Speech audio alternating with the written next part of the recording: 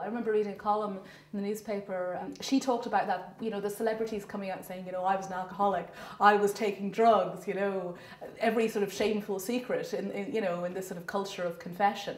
But nobody comes out and says, I had an abortion. They're just afraid to bring up the topic of conversation because it's such an unknown thing, You say don't talk about religion and politics. Well, in Ireland you definitely don't talk about abortion either, Whether you agree with it or you don't know what how the person sitting next to you. And it's just easier not mention it, just talk about the soccer and football and the weather instead. It's a tough decision to make to, either continue a pregnancy or to terminate a pregnancy. It's not just some woman deciding, I don't want to, I couldn't be bothered having a baby. That decision is often made in discussion with their partners. It's very often a joint decision that, two people in a relationship decide to make. People might have this idea that they're hard-hearted or they're whatever. I don't believe that at all. I think they're very,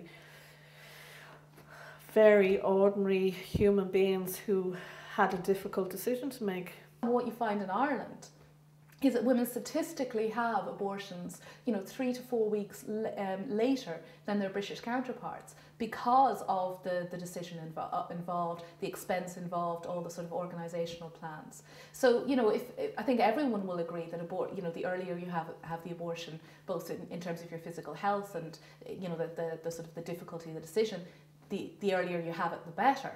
But what Ireland is actually doing is kind of is forcing women into later abortions. But thousands of women who've gone on their own and had to go through that and then maybe come back and just act like nothing has happened. Arriving back home after having an abortion and not even knowing if you could talk about it with your best friend, that would be quite a sad situation. This could happen to your child, this could happen to a family relative of yours, this could happen to your neighbour. Most of us will know somebody who's been through a crisis pregnancy or will go through it ourselves.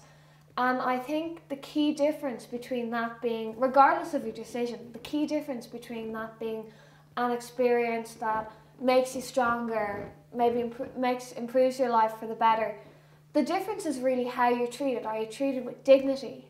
Are you given a freedom of choice? Or on the other hand, are you forced to skulk around the place? We live in a country which has experienced that.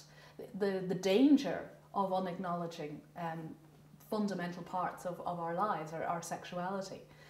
So I think that does sort of, it must contribute, I think, in many ways to the difficulty that women experience after an abortion.